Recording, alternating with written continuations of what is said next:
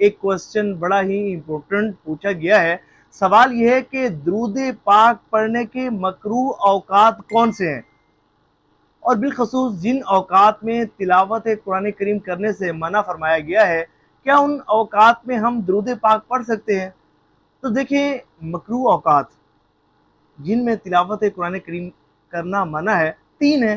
तुलुए आफ्ताब से लेकर तकरीबन 20 मिनट तक, और गरूब आफ्ताब से पहले के 20 मिनट, और दावा कुबरा से लेकर जवाल आफ्ताब तक।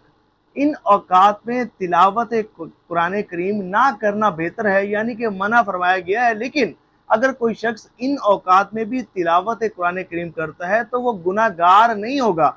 लेकिन बेहतर यह है कि इन औकात में तिलावत कुरान करीम नहीं की करनी चाहिए, बल्कि इन औकात में जिक्र और दुरूद की कसरत करनी चाहिए। ज़्यादा से ज़्यादा अल्लाह का जिक्र करना चाहिए, इस्तिग़फ़ार की कसरत करनी चाहिए, दुरूद पाक की कसरत करनी चाहिए। तो ये जो मकरूह औकात हैं, इन औकात में ज़रूर दुरूद पाक की कसरत कर सकते हैं। बस तवज्जो के साथ दुरूद पाक पढ़िए और सवाब की नीयत से इस वीडियो को शेयर ज़रूर कीजिएगा।